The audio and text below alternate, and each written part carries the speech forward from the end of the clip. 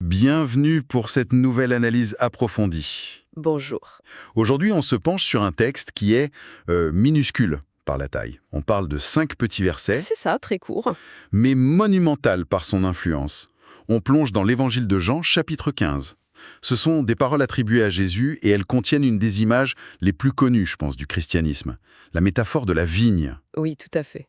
C'est une image qu'on a tous un peu en tête, même de loin. Mais qu'est-ce qu'elle veut dire, au fond? Qu'est-ce qui rend cette simple analogie agricole si puissante et si durable? Et pour ça, je pense qu'il faut tout de suite poser la clé de lecture. C'est une allégorie. D'accord.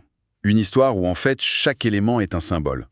On a une sorte de, on pourrait dire un mini-drame agricole avec 3 personnages principaux. Le cep de vigne, Oui, le vigneron qui s'en occupe, et puis les sarments, les branches.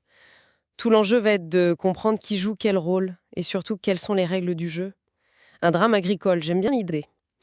Alors, bon, commençons par la distribution des rôles. Le premier verset est très direct. Je suis le vrai cep, et mon père est le vigneron. Voilà. d'entrée de jeu, l'affirmation « je suis ». Ça frappe fort. Dans ce contexte, c'est une formule lourde de sens. C'est une vraie déclaration d'identité. Et ça pose tout de suite le décor et on pourrait dire les rapports de force. D'abord, le cep, le pied de vigne, la structure centrale. C'est Jésus. La source de vie, Exactement. C'est le tronc d'où tout provient. Et le mot « vrai » n'est pas anodin du tout. Il suggère qu'il pourrait y avoir de faux ceps, de fausses sources. C'est une affirmation d'exclusivité. d'accord. Et ensuite, le vigneron, celui qui possède le terrain, qui cultive, qui a un projet pour sa vigne. C'est Dieu, le Père. Il est le maître d'œuvre. Le grand architecte du projet. C'est l'idée, celui qui a la vision d'ensemble. Donc on a la source de vie, on a l'architecte, mais il manque quelqu'un, non? Dans une vigne, il y a tige et il y a des branches. Exactement. Et c'est là que le texte est très habile. Il présente le tronc et le propriétaire, mais au début, il ne dit rien des branches. Ah oui, c'est vrai. Ça crée une sorte de suspense, une question pour celui qui écoute. Et moi, je suis où là-dedans? Où est ma place dans cette histoire? Voilà.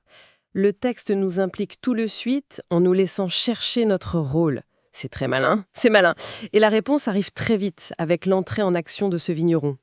Et là, franchement, le ton change. Le verset 2 dit « Tout sarment qui est en moi et qui ne porte pas de fruits, il le retranche. Hmm. Et tout sarment qui porte du fruit, il l'émonde afin qu'il porte encore plus de fruits.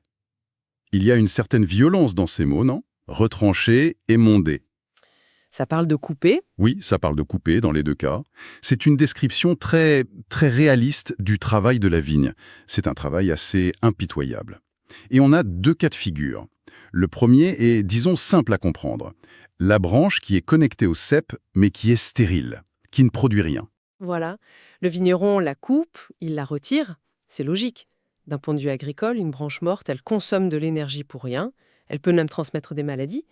C'est une question de santé pour la plante entière. Ok. Pour la branche stérile, je vois la logique de préservation. Mais c'est la deuxième partie qui me perturbe. Ah oui? Même les branches qui réussissent, celles qui portent du fruit, elles se font tailler aussi. Ça, c'est complètement contre-intuitif. On a plutôt une mentalité de « si ça marche, on n'y touche pas Bah là, c'est tout le contraire.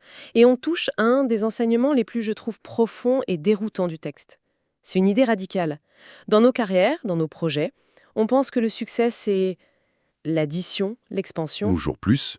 plus de responsabilités, plus d'activités. Exactement.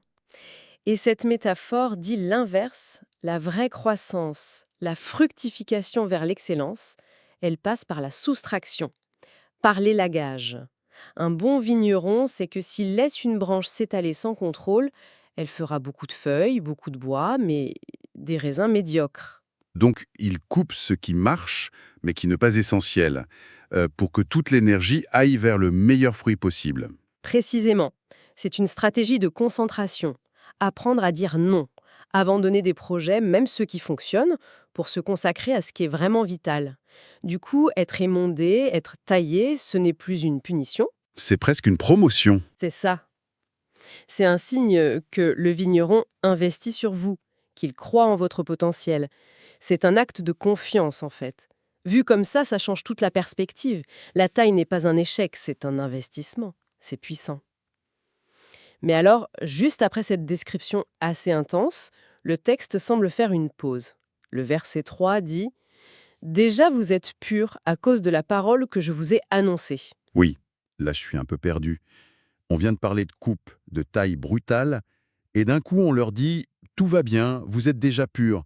Ça semble contradictoire. » C'est une parole de réconfort qui vient au bon moment. Il faut imaginer les disciples qui entendent ça. Ils viennent d'entendre parler de branches coupées, jetées, de taille sévère. Ils doivent se demander « Ok, est-ce que ça me concerne ? Bien sûr. Suis-je sur la sellette ?» Ce verset vient les rassurer. Il leur dit « Attention, ne vous placez pas dans la catégorie des branches mortes. L'enseignement que vous avez reçu, la parole, a déjà fait un premier travail de nettoyage en vous. Vous partez d'une bonne base. » D'accord, c'est pour les rassurer avant de donner la suite. C'est une manière de dire « Maintenant que vous savez que vous êtes du bon côté, voici la condition pour y rester. » Et cette condition, c'est le cœur du réacteur, de toute la métaphore. On y arrive. Verset 4, « Demeurez en moi, et je demeurerai en vous. » Comme le sarment ne peut de lui-même porter du fruit s'il ne demeure attaché au cep, ainsi vous ne le pouvez non plus si vous ne demeurez en moi.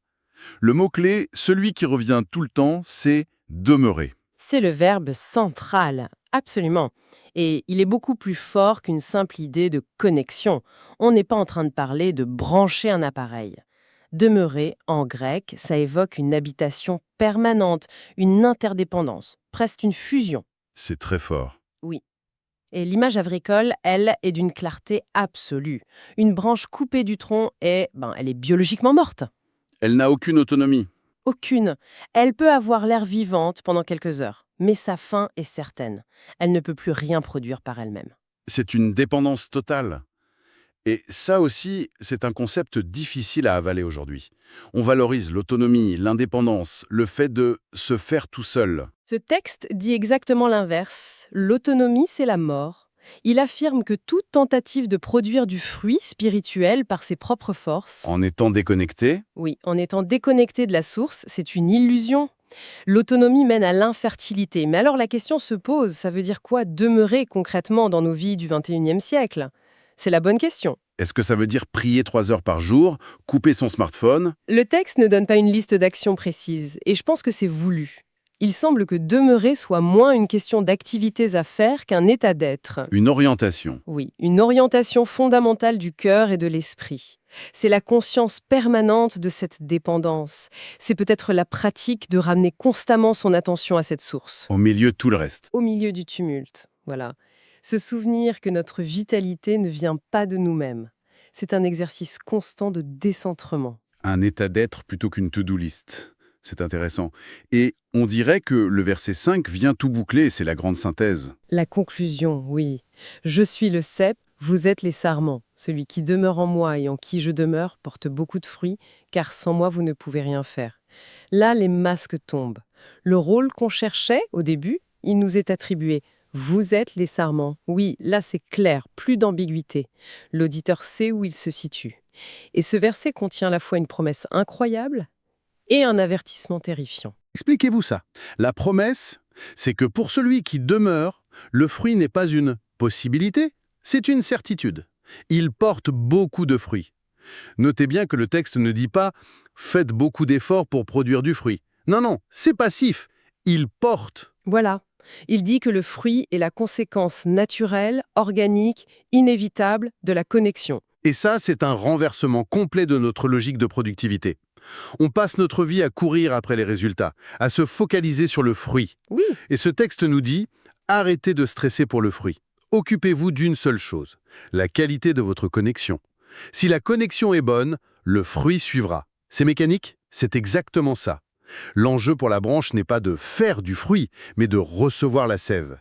Et puis, il y a la deuxième partie, l'avertissement absolu. Car sans moi, vous ne pouvez rien faire. Le non-rien est des radicalités totales. Oui, rien, c'est absolu. On peut quand même faire des choses, non? On travaille, on construit, on crée. Bien sûr. Le rien ne concerne pas les activités du quotidien. Il se rapporte spécifiquement à la finalité de la vigne. Produire le fruit qui a de la valeur aux yeux du vigneron. Ah, d'accord.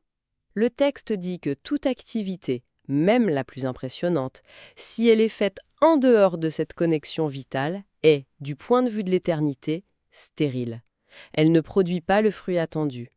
C'est une affirmation vertigineuse sur la nature de l'action humaine. Alors, si on essaie de rassembler tout ça, on est parti d'une image agricole un peu simple et on arrive à des concepts très profonds.